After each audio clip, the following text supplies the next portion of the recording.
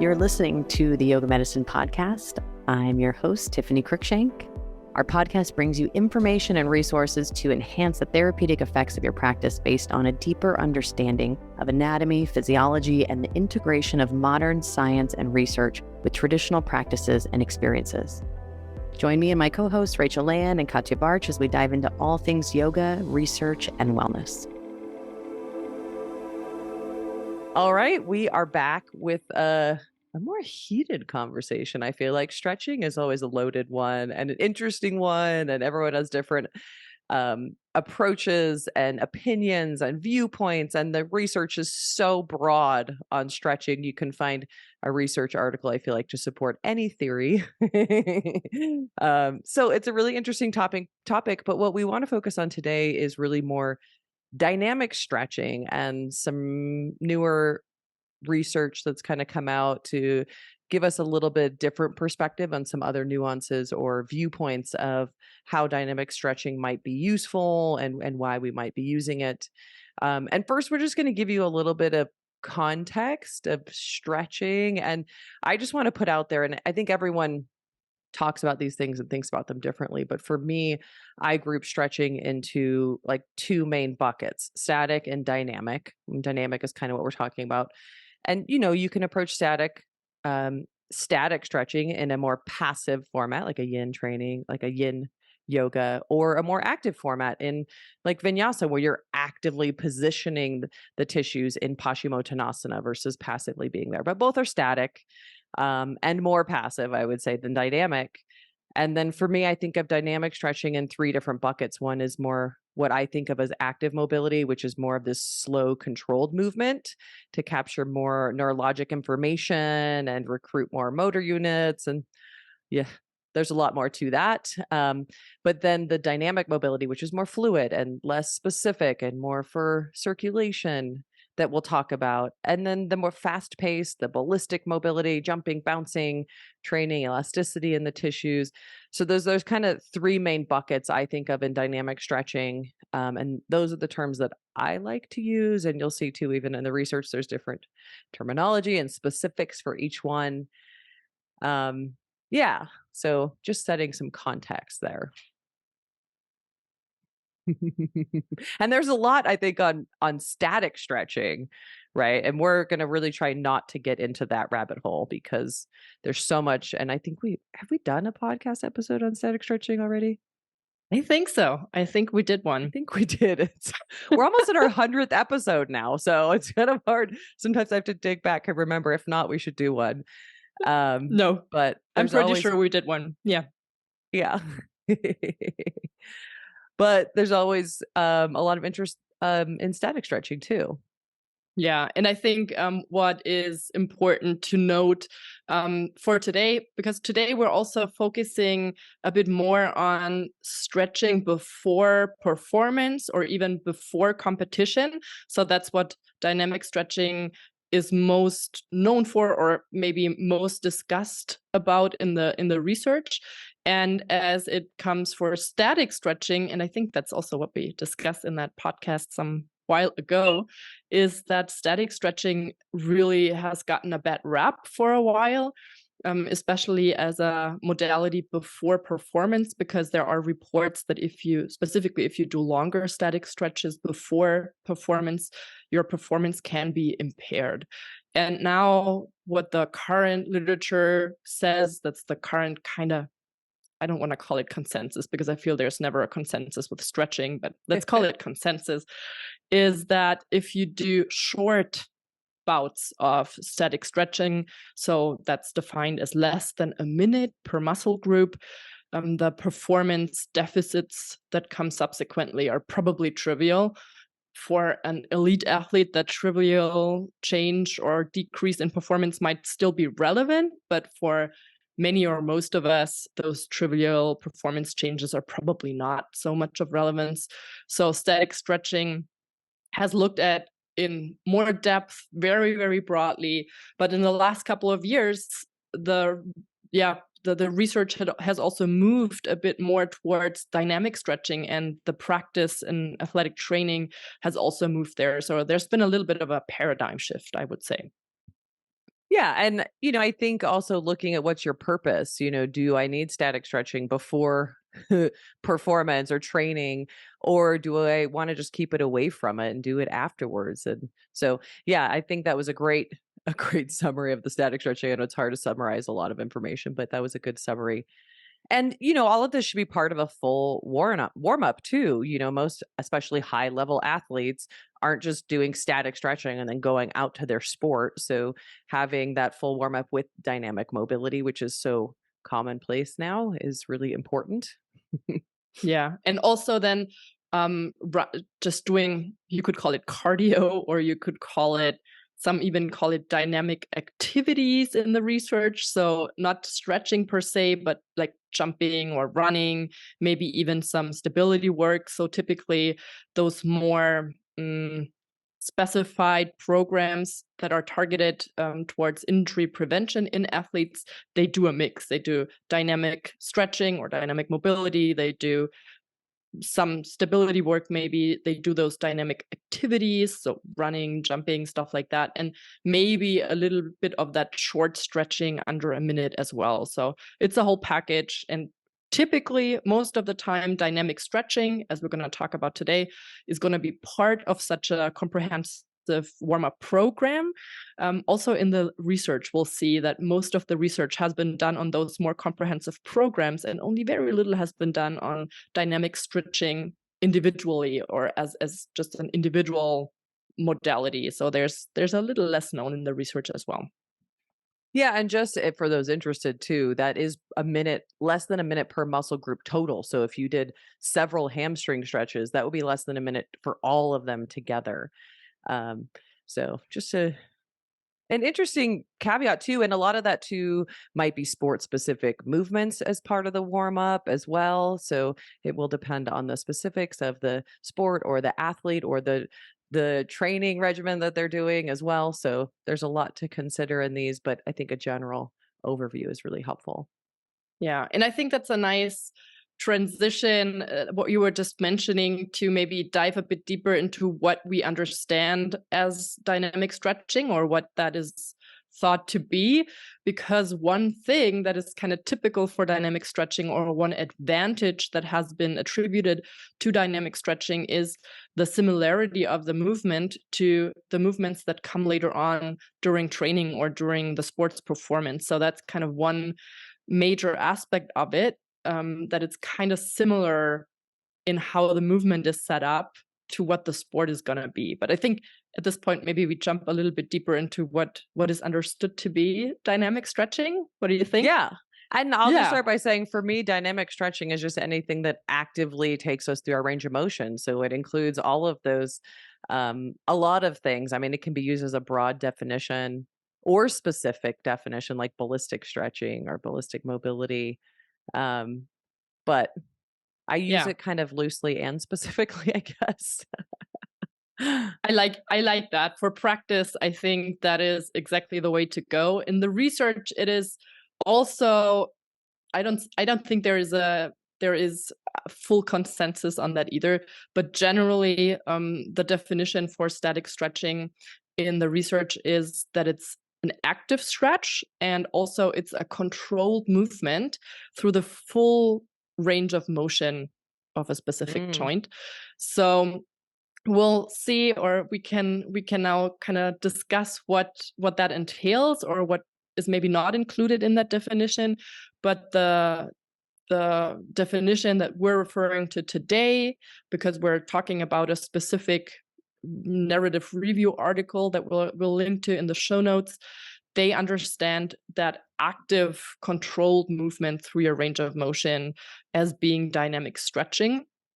um, and I think I'll kind of come back to what you were saying, or your initial categorization of dynamic stretches, because I think two of those that you mentioned definitely fall under that definition, that sciencey definition, which is the active mobility work. So where you actively and slowly go through the mhm. full joint range of motion, I would say that definitely falls under that, and that has made its way into yoga land yoga as well. And also, you mentioned dynamic mobility, which you understand to be somewhat more fluid, which could be some sort of short vinyasa sequence even. But in the research, also you can use quicker movements or faster paced dynamic stretches. So that could also be described as dynamic stretches. For instance, in the research, we find forward lunges, or we find some sort of squats or knee lifts or heel flicks, all those kinds of movements, or even leg swings. They can be a bit faster or slower also.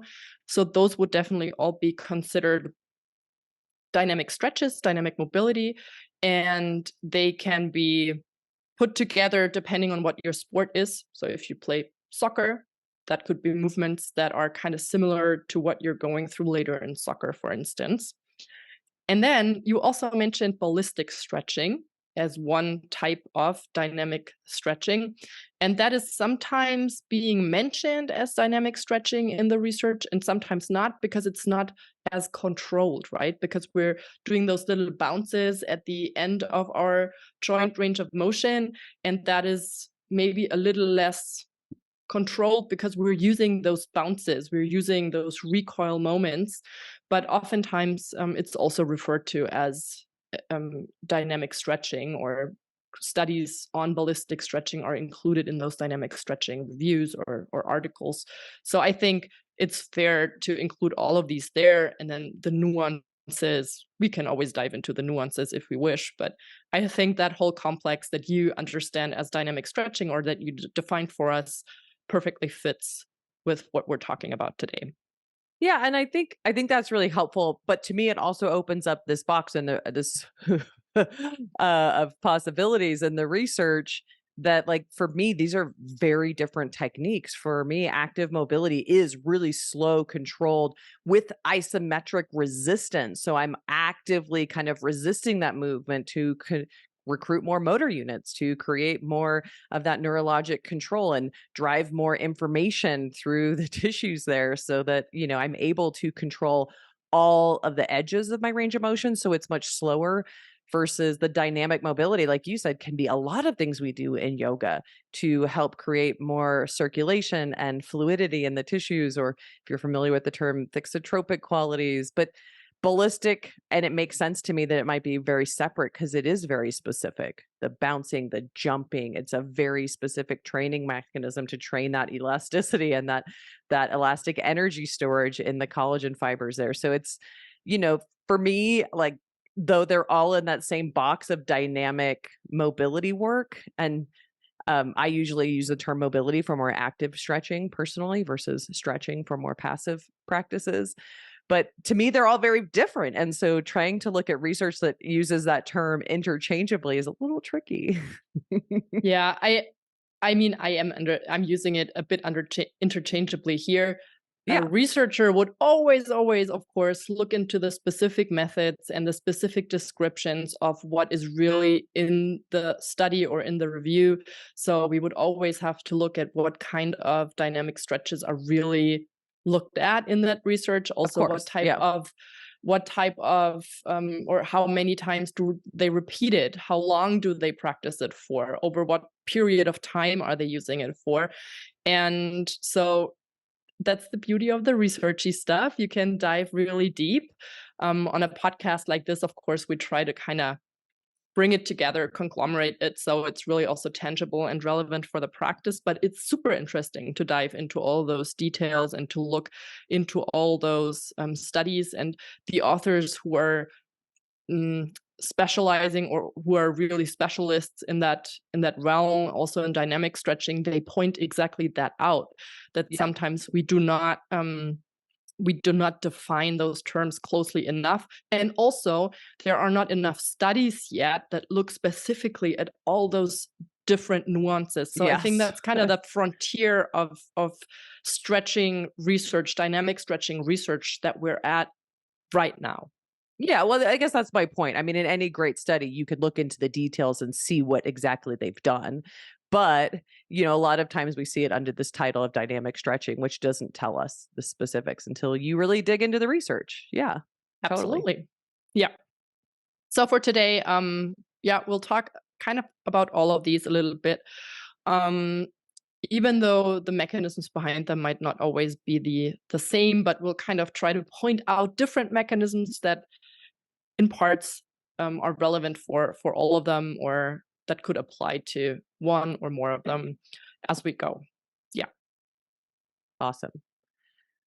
Um, where did you want to start? You want to jump right into injury incidents next? Yeah, maybe just mentioning one more thing Okay. about dynamic stretching, because that has been one part of the reason why this kind of paradigm shift has occurred, was that we already discussed that static stretching has been found to decrease performance, especially if we do longer stretches before exercising or before competition.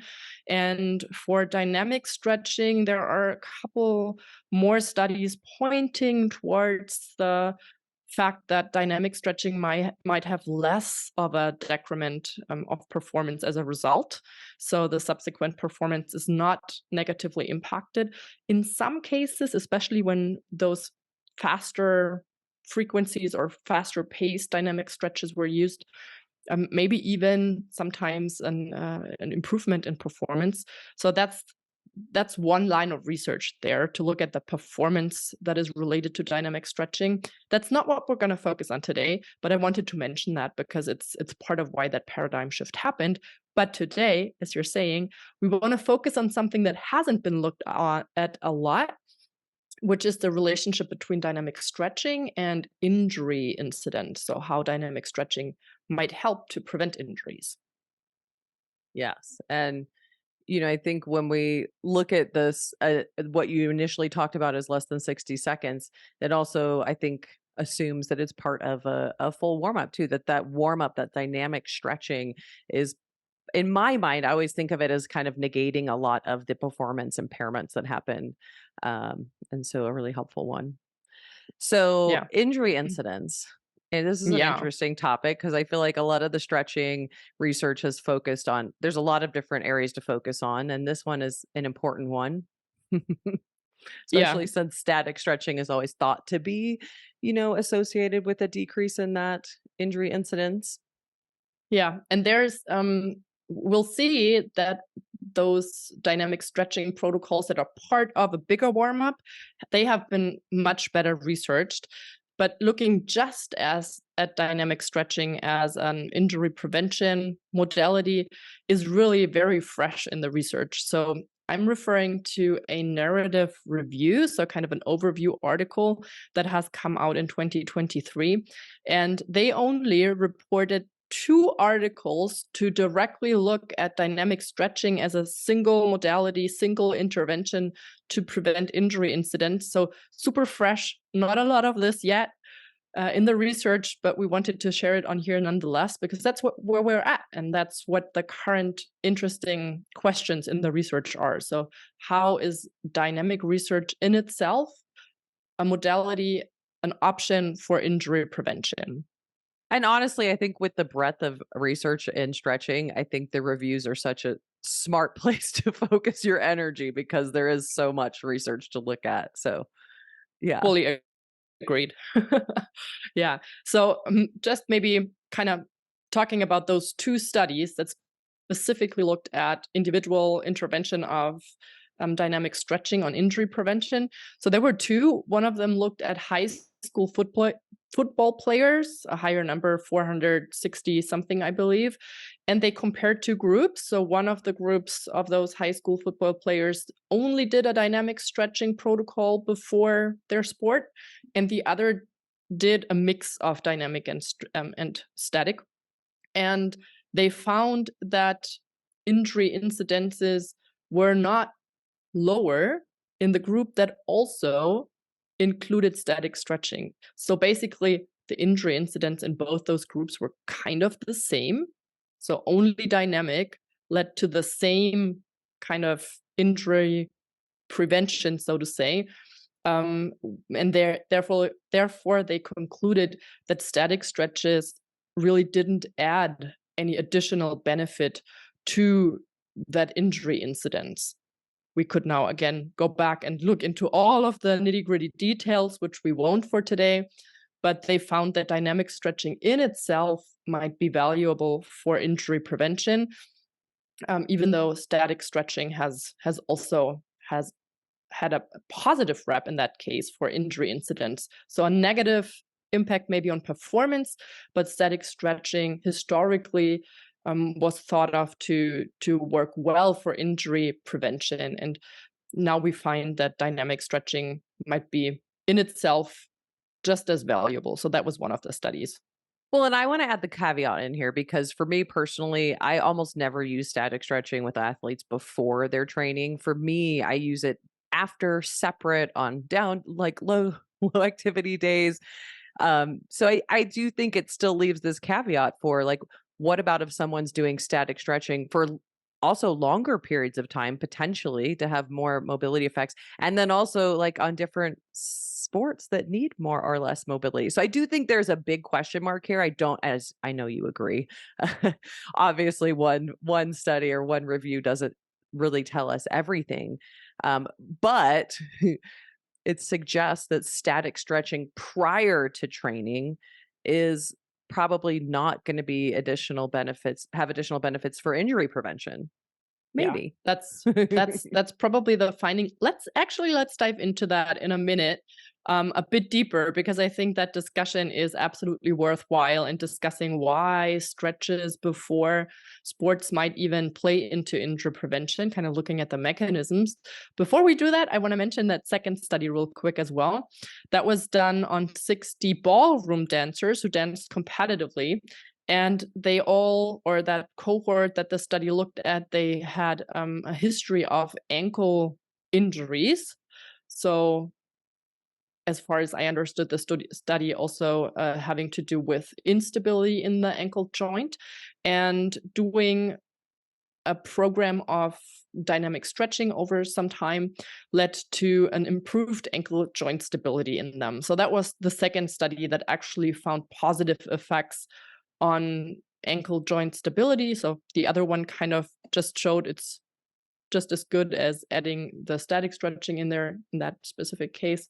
But that one here with the dancers showed an actual improvement in ankle stability for those dancers, which is beneficial in that case. But those were really the only two that looked at dynamic stretching only as it relates to injury prevention. And you can already kind of sense that those are very different populations or cohorts, and what we can deduct and draw from that is probably somewhat limited as well. And totally makes sense because that active mobility is going to help enhance proprioception and neurologic control of the joints. So I think it really goes right along with what um, a lot of us are familiar with, especially people who have done trainings with us and looked at some of the stretching mechanisms as well. Yeah, potentially. I would say let's look at those mechanisms and Yes. let's see if they actually hold true. So what you're saying, we already kind of went into the range of motion discussion a little bit. We already kind of hinted at the balance and proprioception discussion a little bit. Let's move there and let's Yes. see if dynamic stretching actually work in that way to prevent injuries. Shall we? Yeah. Yes. Yeah. Okay. So actually, what you were saying a couple minutes ago, talking about range of motion increases in injuries, that's thought to be one of the major mechanisms. So that's why stretching is oftentimes included prior to sports, because it is thought, still hypothesized, thought that an increase in range of motion may help with injury prevention, may support injury prevention.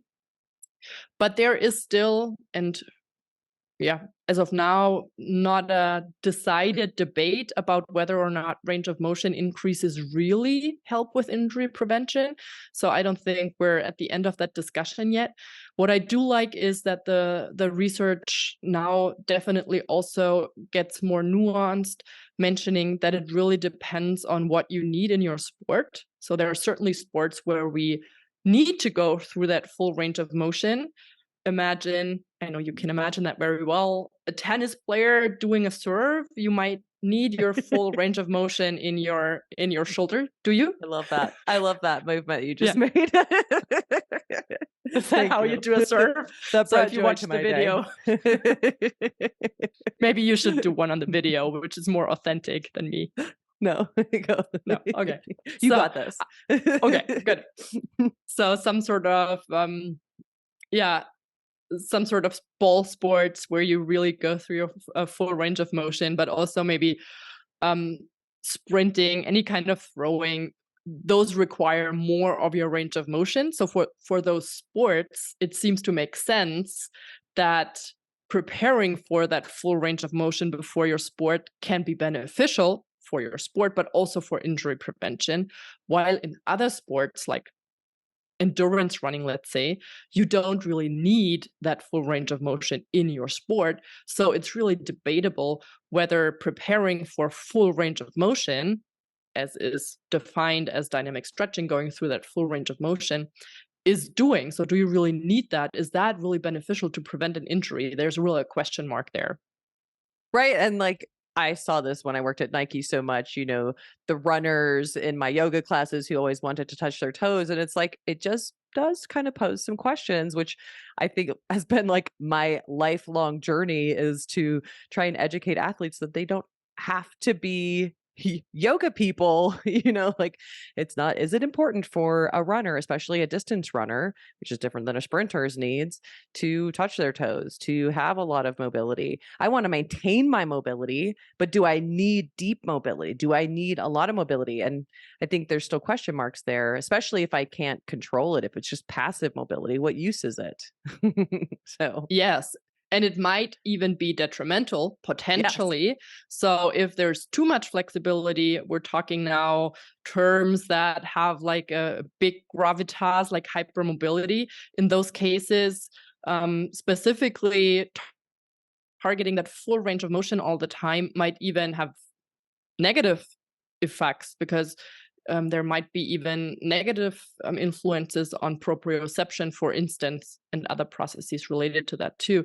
But so it's really a good question, and it surely definitely still has a lot of question marks to it. So I And think it's that's important to start that discussion. Yeah, and I think it also whether there's a diagnosed hypermobility or not, like the question is as an athlete, do I need a lot of range of motion? And again, it does depend, but if I'm going to run, do I need to be able to do the splits? No. I could speak to that one too. I When I lived in New York, I used to run around Central Park a lot and also do Ashtanga third series where you start with your foot behind your head and they were not they were not helpful for each other. Let's just say that and my body did not approve. So, it So does matter so what your goals are, what your needs are, what your priorities yeah, are, always. definitely. So I think that that should be something to consider always. When whether you're doing yoga or specifically warming up for your sport, in terms of specific types of stretches. Let's say you want that increase of range of motion because you are doing tennis serves and it's something that is injury prone and you want to go through that full range of motion. So just go with that. Let's go with that hypothesis for a couple minutes. Then we can think of how might dynamic stretching positively impact injury rate. So how might it prevent injury? And so increase of range of motion is a good one to go. So we think that increasing that range of motion could help. And that again could be achieved, maybe that's the hypotheses we have about the mechanisms behind that, through different ways.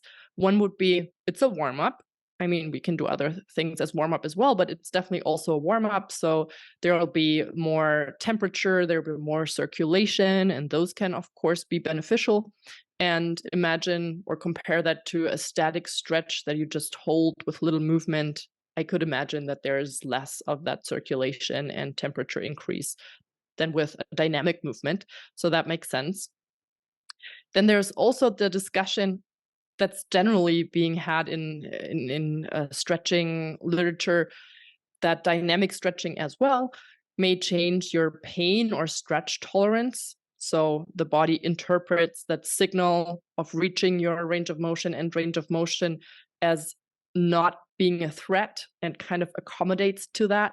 So that's one pathway that we're thinking of. And also potentially there might be certain endorphins and so on being released in the body as a response to pain. So kind of an analgesic effect here due to stretching. Those things have also been thought of related to static stretching, also related to myofascial release. So I'm not so sure if that's so specific to dynamic stretching, but it's a potential pathway as well. So warm up, but also different pain perception in the body. Those might be helpful, or those might increase your range of motion. Then also what's being discussed is a change in the tissues themselves. So specifically changes in tissue stiffness, but how stiff your muscles and your tendons specifically are after stretches is also not clear. There's a lot of controversial research out there. Some report there's stiffer tendons, stiffer muscles after stretches. Some report the opposite. So it's really not clear yet. And therefore, we cannot really deduct specifics on how that might increase range of motion. What is being discussed the most, I would say, or what is kind of maybe solidifying or getting more concrete, is that potentially a lower stiffness in the tendon or muscle tendon unit could increase range of motion. When we think about that as at the most basic level, that kind of makes sense. So that's another way on how maybe we increase range of motion and then prevent injuries.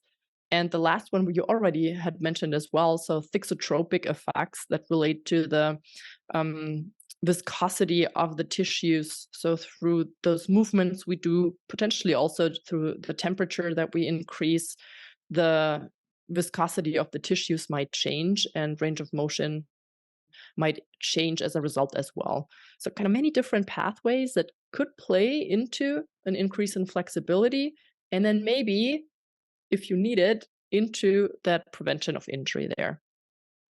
Yeah, and I think it brings us around. I love that dissection of the kind of details behind it, but it also brings us back around to, it really is sport specific, that need for mobility. Like even in tennis, for serving, you need a lot of range of motion in one shoulder, but your lower body is, sprinting and decelerating and lateral movements. And so a lot of range of motion in the lower body isn't going to be to your benefit so much, although you know, not an extreme amount. Again, it's a balance. And I think we could talk on those details a lot more. But again, even just in one sport, the upper and lower body needs could be different.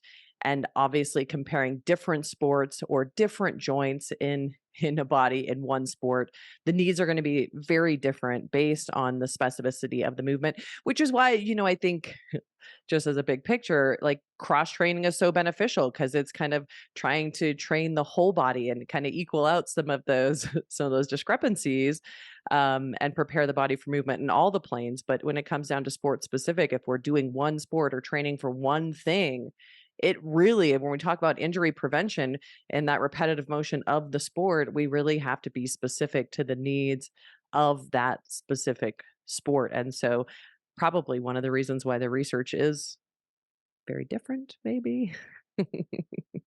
Yeah, and I also think that, as I said, I think that's kind of the frontier of stretching research right now. We really need to look at more of the specific mechanisms to understand and translate that then to the different needs that an athlete might specifically had in a specific scenario. So we do need to understand those mechanisms better to then tailor the program to the specific athlete's needs. And that's what we cannot do in that depth or with that security or assuredness yet. But those are the trains of thought or the potential ideas we have on what to consider. And I think it's just interesting to know where we're at, and it's interesting, and I love that we're getting more nuanced in the range of motion discussion in the research and also in practice, yoga and other forms of training or fitness as well. So I think that kind of those two worlds reflect the Yeah. current state of the art there, which makes sense. Yeah, and really interesting applications to what we do too. Yeah, definitely. And also, I think a second idea on how dynamic stretching might help with injuries or prevent injuries is also pretty close to our yoga related application, and that's balance and proprioception. So, potentially, if you use stretches that are really more dynamic, that include some sort of balance, imagine, I don't know, um, knee lifts or doing like those forward lunges and then stepping back or coming to a warrior three-leg position, kind of tipping forward with the upper body and coming back up. Those could all be things that aim to increase balance and proprioception. And balance and proprioception are also considered risk factors, or missing proprioception and balance are also considered to be risk factors for injuries. So I could imagine dynamic stretching to work towards increasing balance and proprioception. And that's very relevant for us in yoga as well. Yeah. And I just want to add the caveat that like pretty much everything we do in yoga revolves around uses this to some extent. I mean, especially in more active practices, not so much in yin and restorative as much, but anytime we're moving, I mean, there is a level of balance and proprioception, especially through one-legged positions and you can imagine depending on the demographic as well. So Yeah, and probably for some athletes really a challenge too if they usually don't do those newer movements, or they could be a nice challenge for them too to increase proprioception and balance. When we look at the research, again, there's not too much depth there. There's a couple of studies that have really shown that small balance improvements were achieved through dynamic stretching. Then again, there's a study that showed that there's no improvement in balance, but that was done on dancers, female dancers who maybe have good balance already. So for them, they couldn't show an mm. improvement in balance, but maybe they started off with a pretty good balance already. So again, really interesting to look at the studies in more depth and more detail. And there's also a couple of studies that have reported a better sense of knee positioning, which translates to better knee proprioception. But it's not an overwhelming amount of research that draws a very clear picture yet. So it's an idea that those dynamic stretches support proprioception and balance, which in my head makes a lot of sense, but not tons of research yet to back that up. Which doesn't mean that it doesn't hold true. It just means that's where the research is at right now, and that's where current work is being done, and also where important research questions for the current research and the future lie, in my opinion. Which is so interesting. I think it's a really interesting topic because like proprioception is everything as an athlete to be able to control different movements, especially in a lot of sports where you're constantly moving. Like a quarterback or a football player has to move in all the directions, and be trained for all of the positions, or even a tennis player, or, there's a lot of sports where there's not like a specific linear path, like running, which is a little bit more predictable. But I think that proprioception, as of course, is such an important part of keeping tissues healthy and receptive and keeping those communication pathways um let's say fluid and clear I for like vague that. I words. like that. Is that, by the way, is that something that you've seen working with athletes over such a long time? Has that increased specific proprioceptive and balance work with different types of athletes, or is that something that has been done in practice with elite athletes for decades already, or is that something that has kind of increased over the last couple of years in your opinion?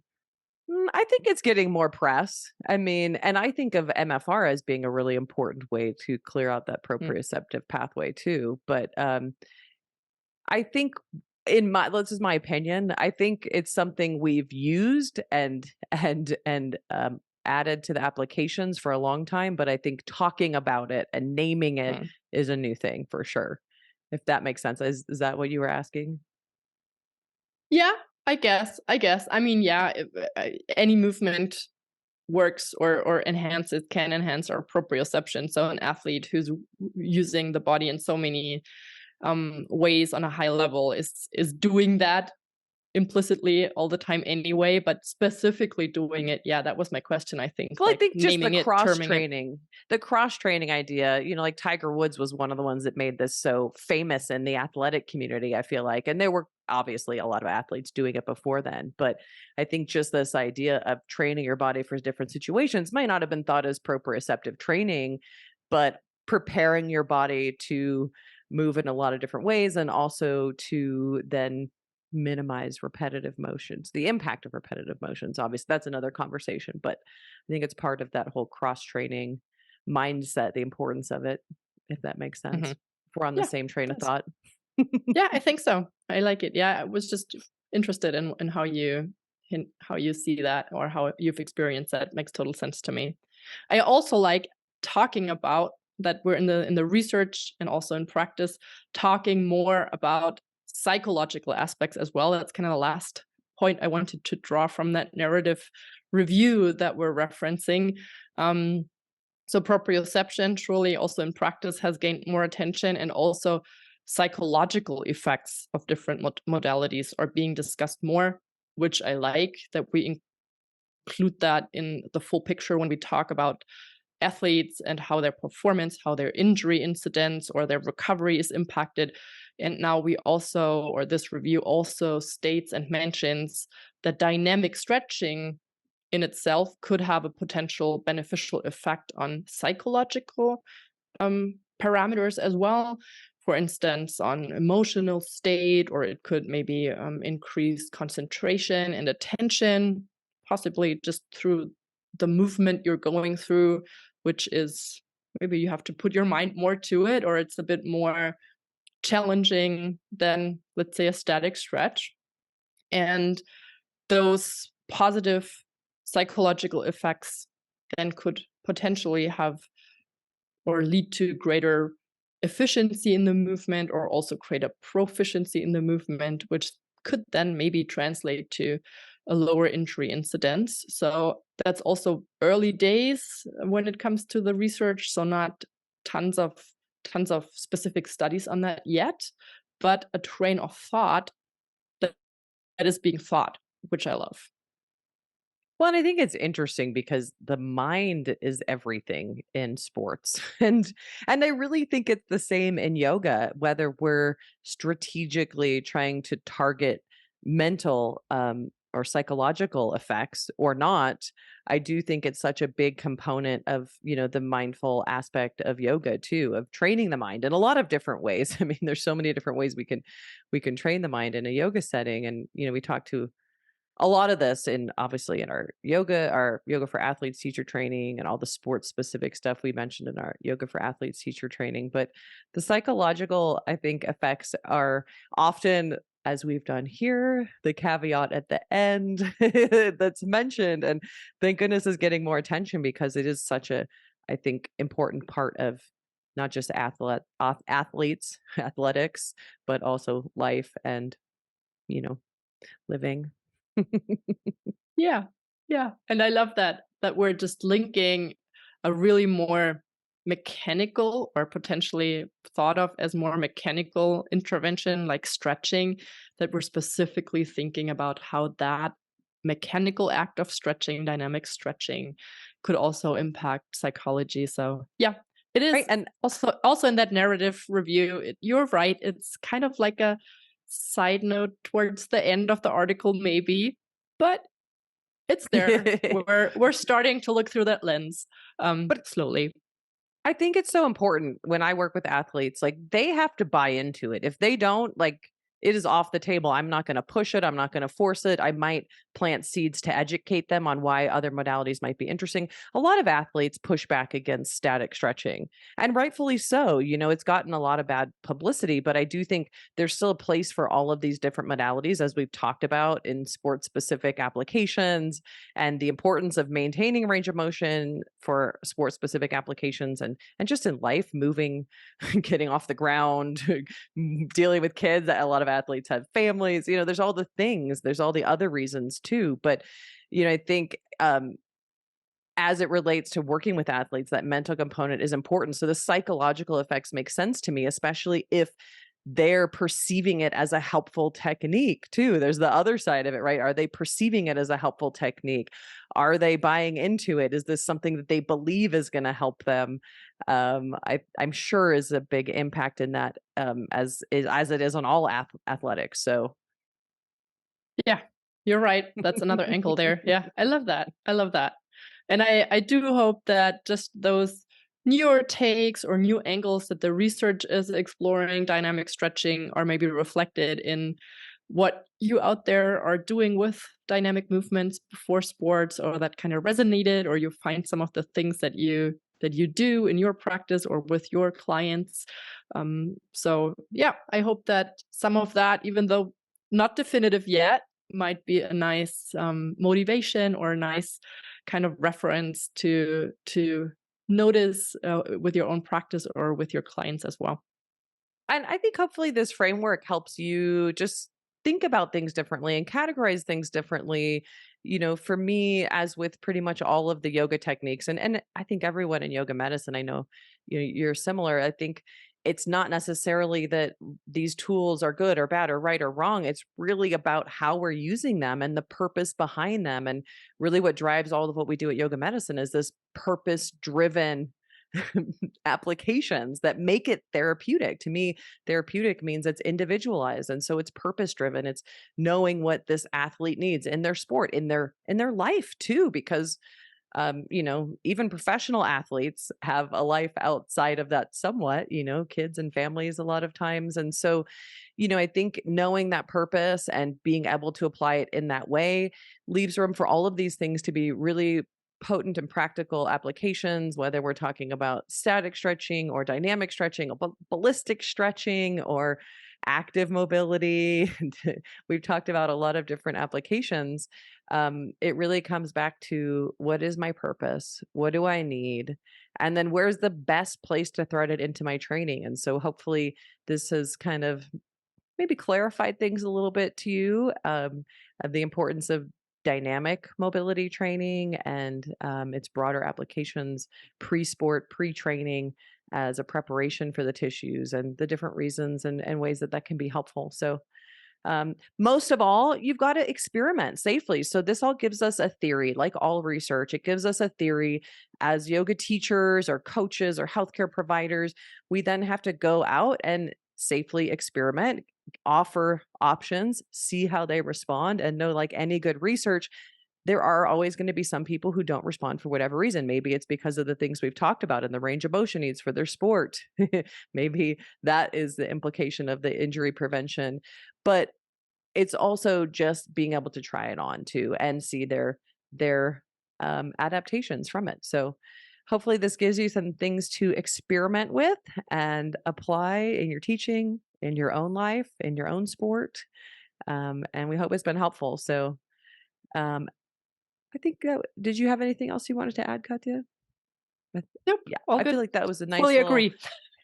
a nice ending and a great topic, and hats off to us for pulling this off in a short period of time. We try very hard to make it succinct so you can listen.